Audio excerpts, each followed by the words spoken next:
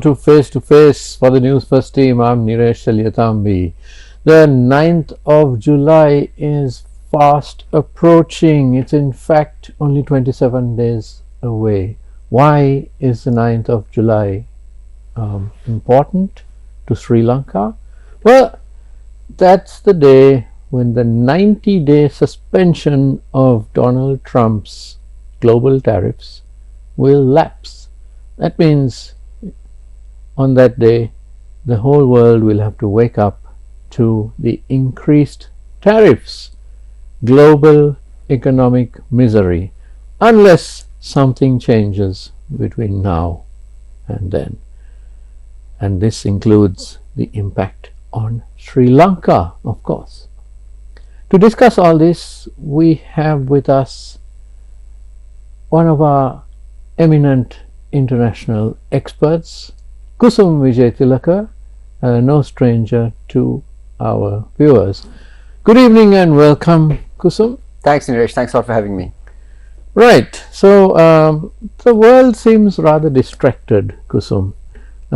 We've got riots in Los Angeles. We've got an unfortunate situation in Gaza. We've got Ukraine. We've got so many things going on. But tick tock, Donald Trump's tariff deadline is coming up. What do you make of what's going to happen? Well, Niresh, thank you. Thanks for having me. So I think the idea of Donald Trump's tariffs, the first thing to notice is that while he has announced these tariffs a few months back, a lot of the tariffs haven't even come into effect, right? So there's been no material change in the way things work.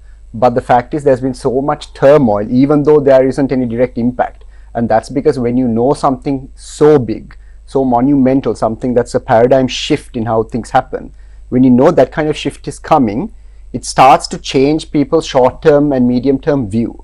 So businesses then start, holding orders. They start changing their plans. For instance, if you take a look at Apple, right, very easy example, one of the biggest companies in the world. When the Trump tariffs were announced, within the month of March, Apple shipped something like 1.5 million iPhones in 6 privately chartered cargo flights. Usually they ship it through the sea. They arranged 6 special flights just to beat these tariffs in case the tariffs came as planned. So just imagine, that is Apple, one of the largest companies in the world. They have hundreds of billions of dollars in reserves. But even they didn't want to take any chances. They can't take a 20-30% hit on their margins. So they decided to ship well in advance because they have the cash, they have the means, they can do it. But if you think of SMEs, if you think of the real economy, a lot of companies cannot do what Apple did. They cannot buy their stock ahead of time, months ahead of time. A lot of companies go by just-in-time processes. So they don't keep too many stocks in their immediate capacity. So the idea is that businesses have already seen this turmoil, and that turmoil is only going to get worse, because when you have uncertainty like this, it can really cause the companies to make plans that they didn't have before, and that puts jobs at risk, that puts business volumes at risk. So I think, first of all, the lack of certainty is one part of it, but I think the other thing to understand is that these tariffs have a very specific intention, a broad intention. The broad intention seems to be to hurt the Chinese economy. It seems to be to slow down the growth of the Chinese economy. And there are several other reasons. So I think it's important to sort of understand the various reasons that the Trump administration and the United States government has given us for these tariffs. So one I mentioned is to put a sort of a brake on China's rapid growth. Another reason that they say is to reshow manufacturing into the United States. Another reason Trump has talked about is how tariffs will help to bridge the deficit, because he said we'll earn billions and billions of dollars in tariffs every year, which can help them reduce income taxes, which is one of his main priority goals in his administration, is to reduce the taxes on the US people. And then, of course, you have perhaps the most intellectual argument for these tariffs, which is something one of his economic advisors called Stephen Miran, who is a senior economic advisor to his on the Economic Council. He actually wrote quite a big book. It's like a policy statement somewhere in November 2024. It was called The User's Guide to Reorganizing the Global Economy. So just as the name of it states, his whole idea is, I don't know if your viewers will be aware, but in the 1980s, the United States, Germany, France, the UK, they came to an agreement called the Plaza Accords. The Plaza Accords basically was an agreement with all these new countries like Japan and older countries like France to adjust their currency and to sort of devalue the dollar. The idea was that the dollar was too powerful and it was hurting the manufacturing and export sector in the United States. Now this is in the 80s. So this was, I think it was Richard Nixon, right? So he, instead of, he could have put tariffs. The 80s would have been Ronald Reagan. Ronald Reagan, sorry. So Ronald Reagan would have very easily put tariffs on these countries. Instead, he did a diplomatic thing. He went to those countries, sent his representatives and said, look, we think our currency is overvalued because of its reserve status, because of its usage in international trade, and we would ask you all respectfully to devalue the US dollar against your currency. And central banks across 5 countries actually did that at the time willingly, to make sure that there was no disruption to their business relationship and economic arrangements with the US. Now this time around it's a different track. Now Ronald Reagan, in my opinion, was a lot more diplomatic than Donald Trump. In fact, you can't even say the words diplomatic and Donald Trump in the same sentence. It sounds really strange. He's I mean, Donald Trump has taken literally a chainsaw to the global economy, and we saw Elon Musk dancing around on a stage in April with an actual chainsaw. And I think, Niresh, it's very important that you mentioned the chainsaw specifically and Elon Musk. And Elon Musk was there because of DOGE. DOGE is the Department of Government Efficiency. So DOGE and Elon Musk and this chainsaw are a vital component to understanding these tariffs. The whole problem that the United States and Trump has is that the Tax Cuts and Jobs Act from 2017 is expiring later this year. So in this year, Trump has to extend those tax cuts. Once you extend these tax cuts, it balloons the deficit. The US deficit, it goes. You can't control it after that. And in that case, the bond yields go up, and then the US has US is the world's largest debtor. It has huge finance costs every year. So as soon as these bond yields start going up because the deficit goes up, Trump's whole administration is in trouble. That's why Mr. Elon Musk actually made all these grand statements. He targeted cutting $2 trillion from the US deficit through DOGE. And of course, I don't think he's cut even $100 billion. I don't think that's happened. So the failure of DOGE really shows that the United States and Donald Trump is in a very tricky situation. Now there's even some conversation about him not extending some of the tax cuts to the richest 1%, which is actually his base. That's, the people who fund election campaigns, the richest people in America. That's a big part of the Trump base. And they've been asking to extend these tax cuts for the whole of his campaign. So it's going to be very difficult for him to renege on that. But on the other side, I think there's no way to solve this fiscal deficit that the United States has. And we are doing all this in a moment where bond yields around the world are going up. There's pressure on bond yields because governments around the world have accumulated so much debt. All right, and this is not just the United States, it's not just Western countries, even countries like Sri Lanka. Because for the longest time since 2008, most of the central banks were borrowing at 0%. So 0% you don't mind, 0.5% you don't mind, 1% even you don't mind. But once you start hitting 2, 3, 4%, it's a huge drain on finances, and that's kind of where we are. Now, Kusum, this seems to stem from a US problem, US government mismanagement over the decades. It sounds very deja vu because we had the same thing, and I'm not sure which is worse. Of course, the US hasn't run out of petrol, but we certainly did.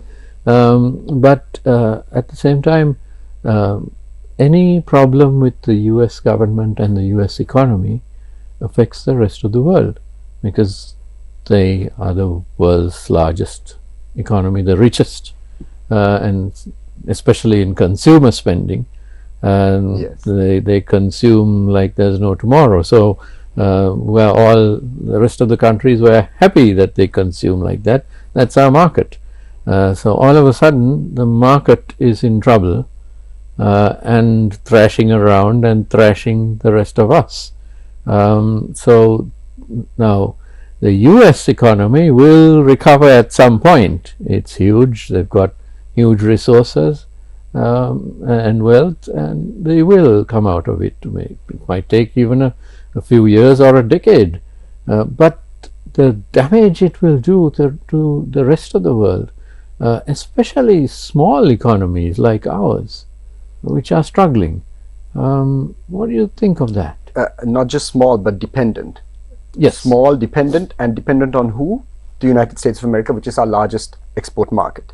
What is our second largest export market? Europe, the EU. The EU has grown at around 0.5 or 1% for the last 10 years. So it's a very slow growth area. And the other thing to notice is that it's one thing that the United States has 44% tariffs on the Sri Lanka, and that's a huge complication. But let's assume for a moment that there were no tariffs on Sri Lanka. Just the fact that the United States has put tariffs on virtually every country is already leading to a shift in global trade and supply chains and the trade flows. So there's already going to be an impact on trade flows. There's going to be impact on freight rates. There's going to impact on ship traffic. So these impacts would anyway have impacted Sri Lanka. Let alone the 44%, let alone the fact that the US is our largest trading partner, export market. Add to this, where is Sri Lanka? Sri Lanka is in the midst of a debt sustainability project. Our debt is unsustainable. We are moving towards debt sustainability. What is the debt that we have a problem with? External debt. What do we need to pay external debt? Dollars. What does dollars depend on? Tourism, exports, remittances. You take any one of those three big pillars out, and if you know that a big part of our revenue comes from exports to the US, you know you are going to have some kind of a challenge in the near future. So once again, I see a sort of lethargy in policymakers. So by now we should have, I admit that there is very little in sometimes Sri Lanka can do in a situation like this. Yes, what can we do? Yes, so I mean, it's one thing for China, for example. They had negotiations, I think about a month ago in Switzerland, and then a couple of days ago they had 2 days of talks in London. But even they couldn't, I mean, the negotiators came out of the meeting and didn't have much to say. Of course, Donald Trump announced immediately that a deal has been done, but that's not what the negotiators said. So there's clearly no deal. So if China can't negotiate this, how does Sri Lanka do this? Yes, it's not just the Chinese, it's Japanese. I mean, to be fair to the Chinese, the point is that this whole project is about hurting the Chinese economy. It's about slowing the Chinese economy. So I'm not sure what the Chinese were trying to. Global geopolitics, more or less. It is, and we're all getting trampled under the weight of this, right? We're all going to suffer. The entire world is going to suffer because of this economic warfare. It's essentially economic warfare. Trump's whole policies are called economic nationalism. That's what America First essentially is, right? That's what these electric vehicles, what they've done with the import blocks on the US, that's what it's about. It's about protecting local manufacturing. So in that sense, if the whole idea is about reshoring manufacturing, what is that for China to negotiate? Because it's clear that they don't want Chinese products in the American market because they feel that American products can't compete with Chinese products. So then that's the be all and end of it. There's nothing that China can do to negotiate. Now Sri Lanka, 44%. Now again, it's important to understand the principle. The word that Trump is using is reciprocity. Now with a country like Sri Lanka, you might say, okay, we are putting so many tariffs on American goods. So it makes perfect sense that they would want to tariff our goods because they want free and fair trade. I disagree with that viewpoint, but let's take that viewpoint as true for 1 second. There are several countries that they have put tariffs on that don't have any tariffs on US goods.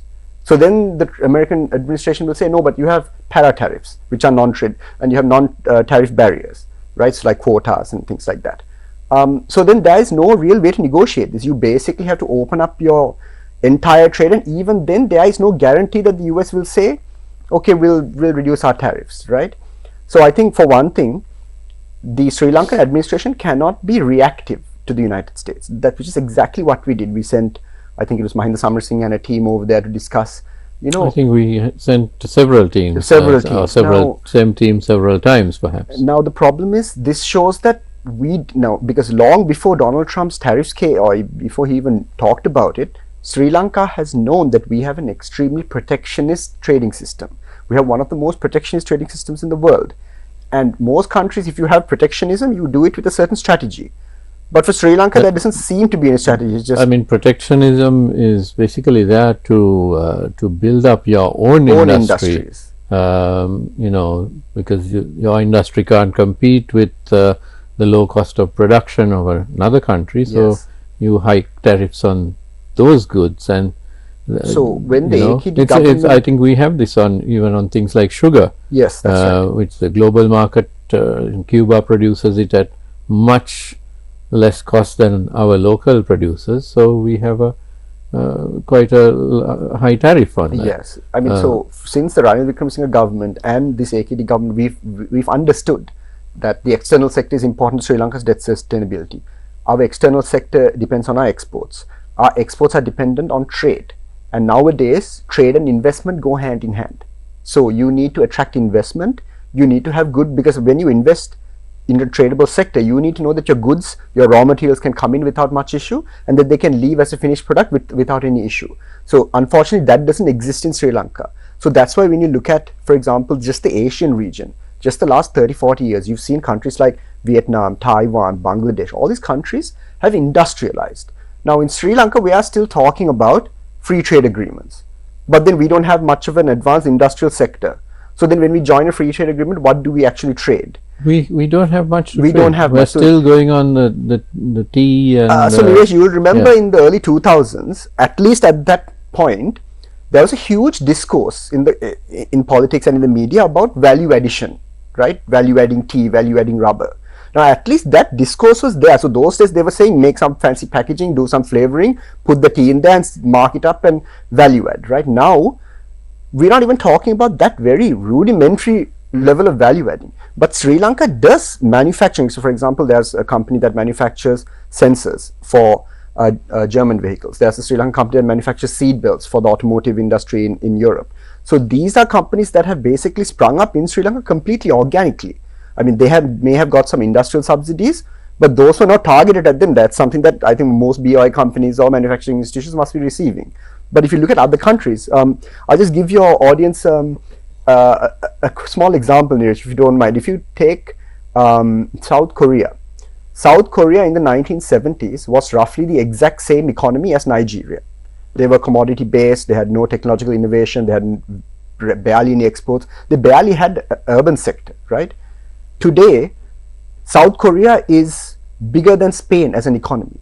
And you have studied history. We know how big Spain is to history. Just its economy, it had one of the largest naval vessels. It was the country that funded most of the exploration into the New World. They were one of the biggest, largest, most important economies in Europe. And now South Korea has left them in the dust. And that's happened in a 30-year period. So I'm asking, why haven't policymakers in Sri Lanka looked at, we've had South Korea, we've had Vietnam, we've had Taiwan, we've had China. All these countries have grown exponentially. Their industrial sectors, their exports have grown exponentially. Sri Lanka is still talking about free trade agreements. We're still talking about how to reduce our tariffs and be a less protectionist state. So that means for 3 decades, policymakers in Sri Lanka have missed 1 industrialization, 2 industrializations, and now we're going to miss the 3rd one with the AI revolution and with chips. Even Western countries, advanced countries, even they have understood the importance of a manufacturing sector. Whether you agree with Donald Trump or whether you agree with Joe Biden, on one thing they agreed, that manufacturing has to come back to the United States. Being such a powerful economic power, they still decided that their economy cannot survive with the current setup being almost having no manufacturing base to speak of, especially compared to other countries, right? So if Europe, if America, if India, if all these countries understand the importance of industrialization, and so many countries have developed, made the step, not 1 or 2 steps, not gone from lower middle income to middle income. They've gone from lower income to advanced nations in the space of 3 decades. And meanwhile, Sri Lanka here can't even have a FTA with some countries, right? So it's clear, the Trump tariffs, we are reacting to it, and we will continue reacting to it because we don't know where we are going. If we had a plan, we would know what our plan is, and then when these tariffs come, we would also, now people are talking about diversifying export markets. So Niresh, you would have heard about diversifying our tourism originating countries, right? Do people understand what is happening? We have diversified our tourism originating countries. So we have now the same number of tourists, maybe slightly more, but now the makeup, those days it used to be from Germany, France, the UK. We still have lots of Germans, but now a lot of those other European countries, they don't visit, but we've made up for those numbers with India, with China. Does that mean the value of tourism or the value spent of each tourist is the same? No, it's not the same, right? So similarly, the GDP per capita in the US and the GDP per capita in the UK are so much higher than all these other markets. So when we say we need to diversify our markets, yes, diversify your markets, but you can't survive without exporting to the largest markets in the world, the most advanced consumer markets in the world. That's where you make your margins.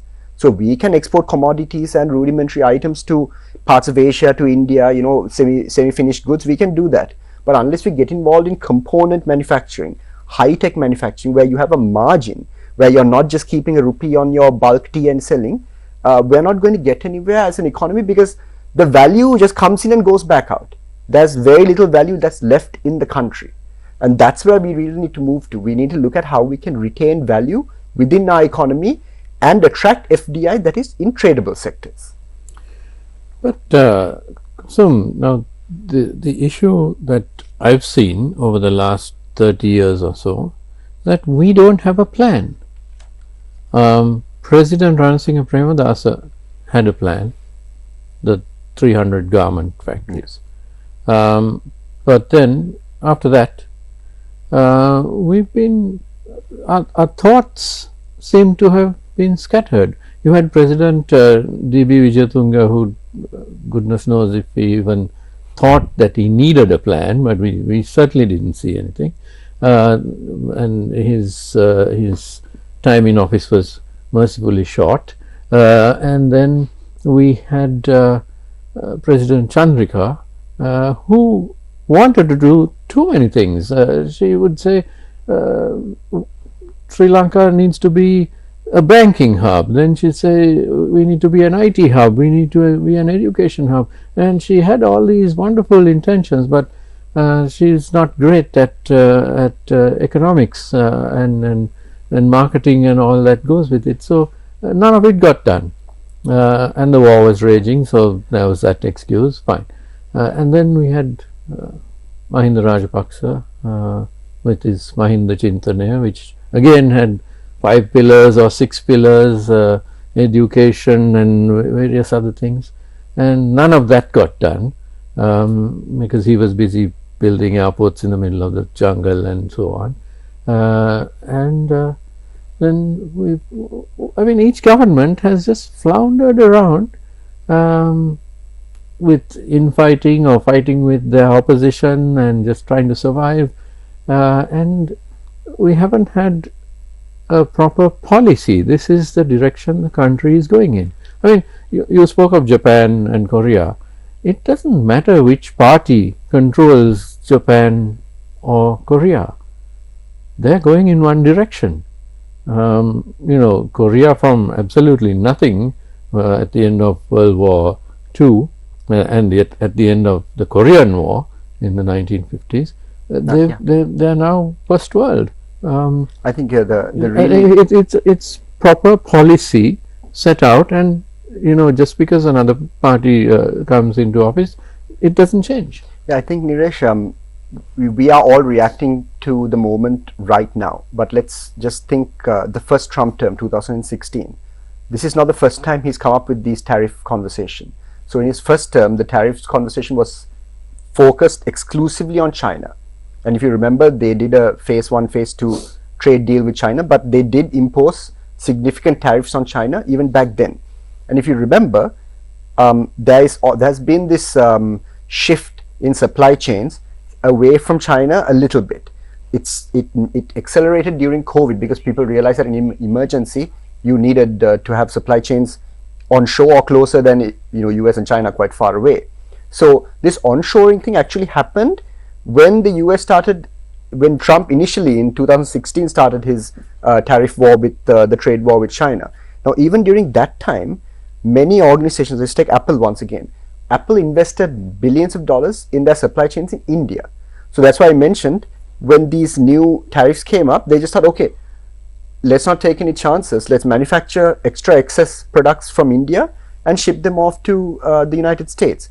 A lot of organizations started shifting supply chains to try to avoid concentration in China, because then you have a country risk. So even this is now to 2025, 8 years ago, these things were happening. Even then, policymakers had no idea. I mean, they had no interest in incentivizing manufacturing companies to use Sri Lanka if they want to shift away from China. Why? Because we don't have anything set up here. We don't have the infrastructure. BOI is quite complex, and at that time, BOI is even more complex. So again, remember, there's not multiple opportunities. There's been one or two industrial revolutions that we completely missed. Then during COVID, there was another shift. Again, we missed that. Now, right now, there's a huge opportunity because China is under so much pressure. But unfortunately, because we have so many drawbacks, our growth story, our investment climate, the labor flexibility, the energy prices. I mean, Niresh, with these energy prices, with the cost of energy at the moment, can we even dream of a major manufacturer coming to Sri Lanka and operating here? I mean, even if we had the best ranking on the ease of doing business, even if we had completely, flawless regulation, easy, a great legal system, with these energy costs, I mean, no one's going to come. No one's going to come because it's too expensive. So that's why you need government policy. The countries we mentioned, South Korea, Taiwan, Japan, Singapore, these are countries where the state played a central role in organizing the economy to meet the demands of global growth. In Sri Lanka, it's kind of the opposite, where policy is about protecting local industry and sort of cocooning entrepreneurs from global competition. I mean, that's not going to work. I mean, just take a look at, for example, how did Hyundai and Kia start manufacturing vehicles that are now rivaling Toyota and Nissan? How did China build their EV? It's been 10 years since BYD started manufacturing cars. Within 10 years now, they're going to rival Toyotas and American manufacturers, Teslas. These are things that if you told someone 10 years ago in 2015 that into 2025 it's going to be a Chinese electric vehicle manufacturer that's going to be the #1 brand in the world, they would have laughed you out of the room, because that's in a 10-year period, these things don't happen. I mean, it has happened once or twice in history. If you have that determination and organization, yeah, you can do it. But now I come back to the point of, does anyone in Sri Lanka actually believe that Sri Lanka can? No, because people are stuck in this idea, Niresh. People think, okay, China is only successful because it's such a big country, because it's got a billion people, because it has cheap labor. China is not cheap labor. Mexico has cheaper labor than China. So they say, oh, we can't emulate China. But then if I show them the Singaporean example, they think Singapore has developed because of zero state interference. They don't understand that 90% of the land in Singapore is owned by the government still. They don't understand that 25 to 30% of GDP in the Singaporean economy comes from state-owned enterprises. Most of the growth in the 80s and the 70s from Singapore was from SOEs. Right? Singapore transitioned from a high-tech manufacturing economy, and they brought in a service sector. So now Sri Lankans and everybody around the world looks at Singapore and says, oh, it's a service economy. No, it grew and developed into a first world country and then took on more and more services. But it was always an entrepôt economy that developed into an industrialized economy. So if you give them that example, they'll say, oh, Singapore's unique. Then you have to give them a different example, Taiwan, South Korea. No, we have an excuse for everything. We have an excuse for everything. Why Sri Lanka is unique. Sri Lankan people are lazy. Sri Lanka doesn't have, we don't have enough literacy, financial literacy or engineering literacy. There's always an excuse. But there are loads of countries which the people are lazier than Sri Lankans. The people have less financial literacy. Fewer natural resources. We have. It's just a matter these are prejudices that enter the mainstream. Like, for example, in the 1930s and the 1940s, Niresh, in the UK, if you read the press, how do you think British people consider Germans? The idea of the German person was that they were lazy, was that they didn't do things to time, was that they didn't have any ingenuity, they didn't have any imagination. Fast forward 30, 40 years later, and no one's going to say that German people are not efficient. No one's going to say that German, it's almost the opposite, right? But this is how countries evolve. I mean, South Korea was seen as a nothing. It was a backwater. There was nothing there. And now just take a look at, I don't know if Niresh, you're aware of the Korean beauty revolution, right? So now if you go even to a Sri Lankan pharmacy, you'll find the usual Johnson & Johnson or whatever cosmetic brands. Then you'll find a whole section of Korean brands. Now those Korean brands are rivaling any UK or European cosmetic brand that you can think of. It's L'Oreal, I let you know many of the brands, but this now the Korean beauty industry is also a result of a centralized government incentive program. They incentivize Korean companies to try to develop into an export-oriented industry. And so Korean beauty went from a localized, niche market to an international phenomenon, right? So these are things that can be done. Anything can be done. There are Sri Lankan brands I can name that have gone international with zero help from the government. In fact, they have succeeded despite or in spite of the government, right? So just think about what Sri Lankan entrepreneurs and industries can do if the government actually had a plan to help them rise to global players. It's something that can be done. But Kusum, okay, we need to attract FDI because we don't have that capital ourselves to set up industries, to expand existing industries, right? So to attract anything, whenever you're trying to attract something, you've got to have USPs, unique selling propositions. Yes. It doesn't matter what you're trying to attract. It may be trying to attract a young lady, or you're trying to attract the billionaires of the world to invest in your country. You need to have the USPs, and you need to be aware of your USPs and list them down so that you can tell whomever you're trying to attract, I've got this and this. My country is this. I've got it all. And if you find that you don't have enough USPs, you need to work on those and develop those. Yeah. One of the interesting things actually around these the cargo planes from India to US, Niresh, is that so the operation to ship something to the US from India requires going through customs in India.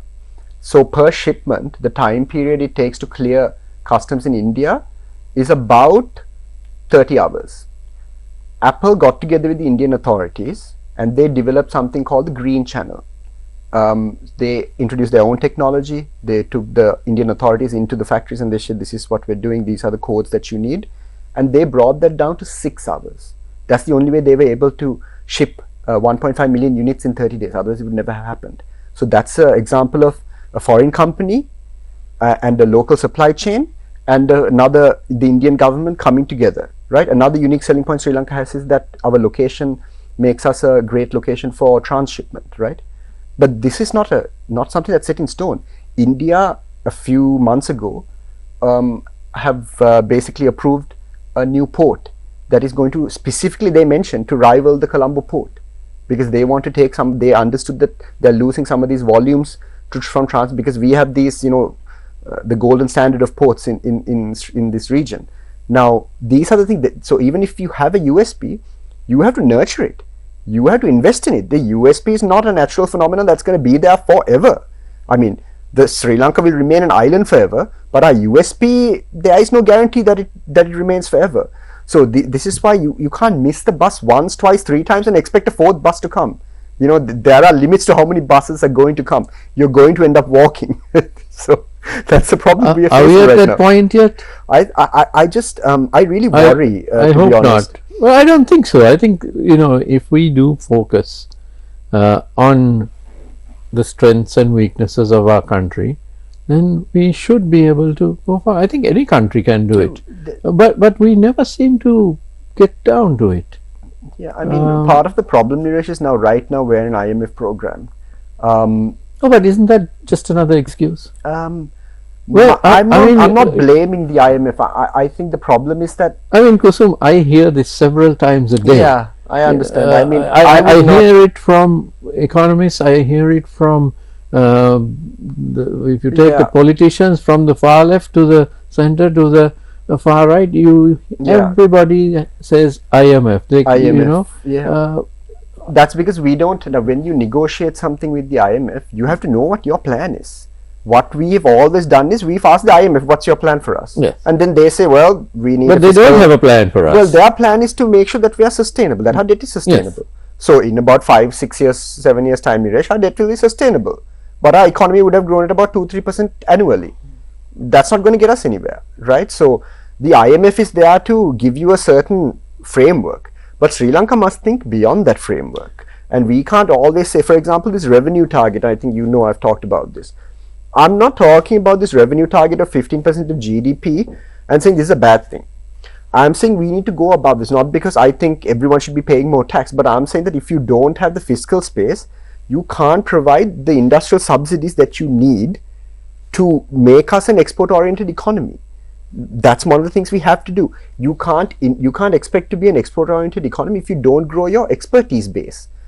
How are we going to grow our expertise, the number of engineers, the number of people who are involved in technology, if we don't invest in the education system, if we don't invest in the training centers? It's never going to happen. So if you can't invest, you can't develop. So if you don't invest in the right places, you're going to be stuck in this same. So the IMF has given us this nice rosy picture, and we think if we hit these targets, everything will be fine. But if we hit these targets, all that's going to do is we'll be able to pay our creditors. But the IMF never sort of said, okay, here's the program and you'll become first world, prosperous. No, that's not what the IMF said. The IMF just said, you'll survive if this is the problem here. So you struck exactly the point I was trying to make. Ideologically, Sri Lankans think that the IMF is a development partner. But the IMF is not a development partner. They are a bank. They are the lender of last resort for the global system. Absolutely, the lender of last resort. And no one else will lend to you. And their mission is not to make money, but to make sure that countries don't crumble and because if for example, if a country like the United States crumbles, it's interconnected. So then the people who bought US bonds, they crumble, right? So that's why the interconnected nature requires an IMF. I don't doubt the architecture. But Sri Lanka must know how to manage this architecture. You can't just, as a sovereign state, Niresh, we have to have our own destiny. We have to plot our own destiny. No, we don't behave like a sovereign state. This is part of the problem. I mean, to be honest, this is part of the problem, and I think it is a lack of expertise and a lack of imagination. Because I think, is it a lack of a sense of responsibility? We like to blame the British. We like to piggyback on India. We wanted to sort of be a part of the Chinese miracle, but we never, the fact that China is a bit of a distance away didn't seem to matter. We have, all these external fantasies, but we're not focusing on our own country, what we have, what we need to have. Instead, we're just saying, well, we're hoping to get so much FDI. Hoping to get. There's no, we're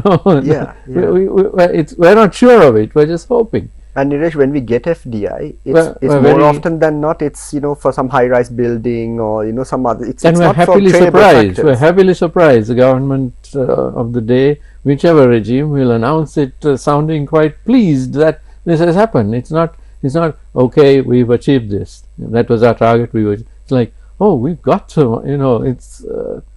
It's quite silly. I just think that if the position that Sri Lanka finds himself, I don't think it's appreciated properly, because we are now trying to come out of this debt sustainability issue.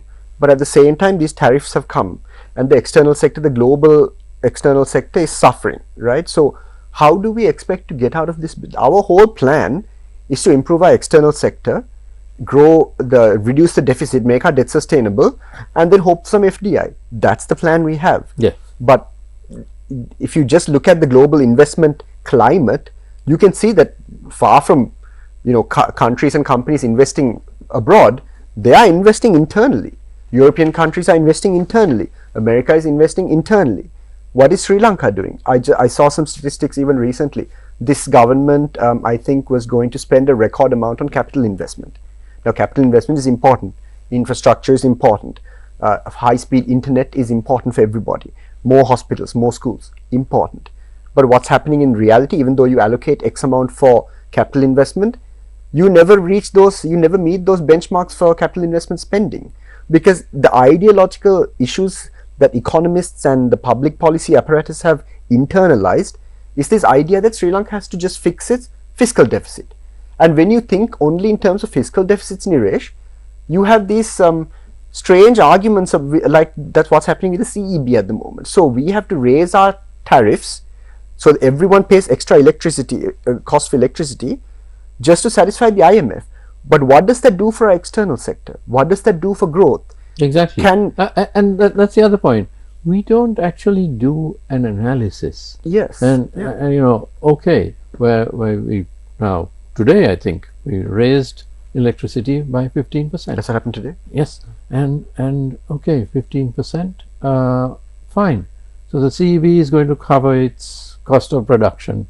Right. But we don't look at what will it do to the apparel industry, what will it do to the hotels, what will it do to, I mean, to because it's not part of a macro plan. Because it's a reaction, it's a response. We should be doing that kind of analysis, which is easy to do. Just go to one of the apparel companies which would have done the calculations by now and say, okay, it's going to cost so much more and we will become unviable, and take that to the IMF and say, hey Cham, this won't do, right? I actually saw a program on your channel on Face the Nation. I think it's Vidura Ralapanava. I think he's an energy analyst, and he was talking about, he made an interesting point which occurred to me at the time.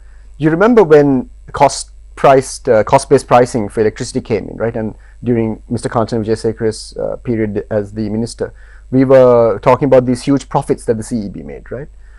It didn't occur to anybody, if you're operating on cost-based pricing, how do you make extraordinary profits, Niresh?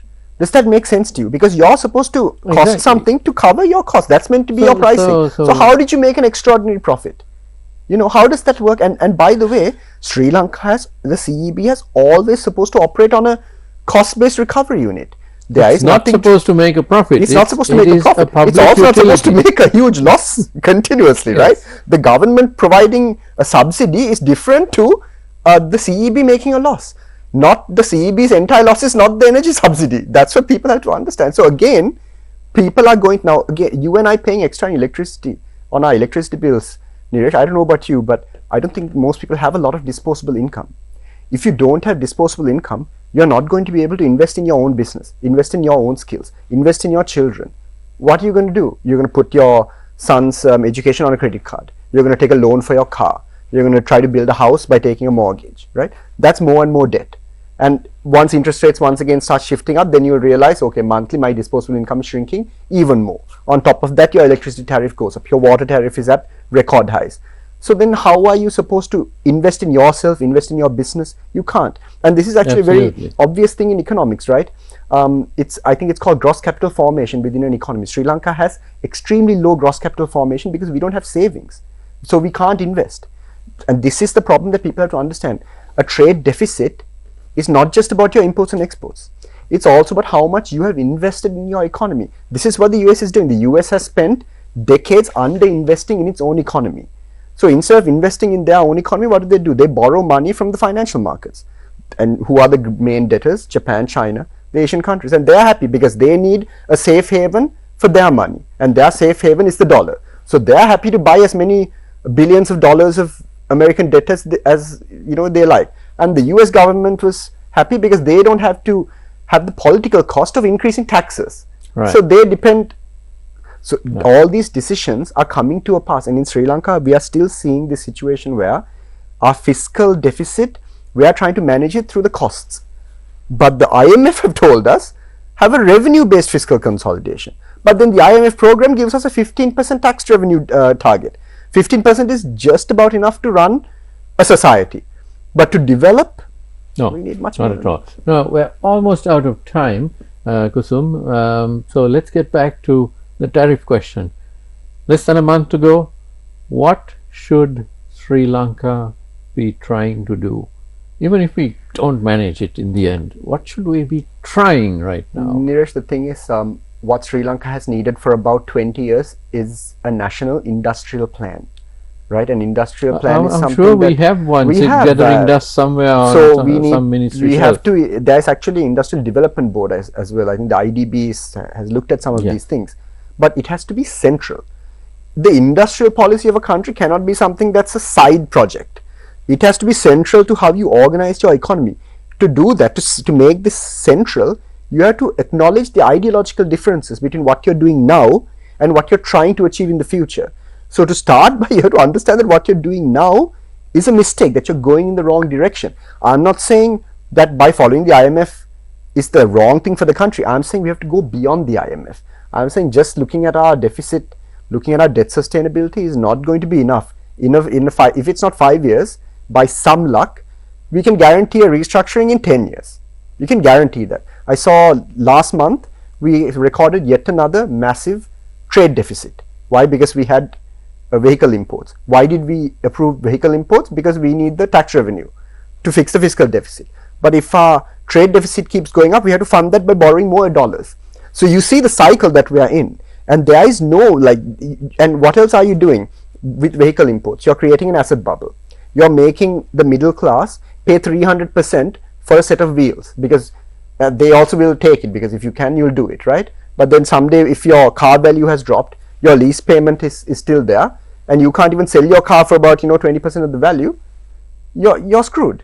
So unless we understand the structural issues of where we are, there's no point trying to make policy, because then you'll be making policy in the opposite direction. I wouldn't be surprised if we came up with some agricultural subsidy or some tea subsidy to value add tea again about 20 years later.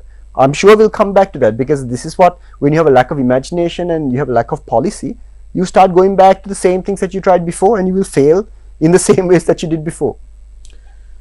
That's all very unfortunate, but in the short term, we seem to be stuck at hoping for the best and hoping that our government team, which is going up to Washington up and down, that they will manage to pull off. There's a chance Sri Lanka survives, because we are quite a small country and they might take mercy on us. You never know.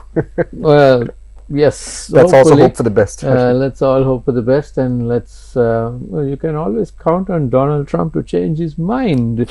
So let's hope he changes his mind on these tariffs. And I'm afraid that's all the time we have. My thanks to Kusum Wijetilleke. Good to have you on the show again. And thank you to you for watching. Have a great day, a great night ahead.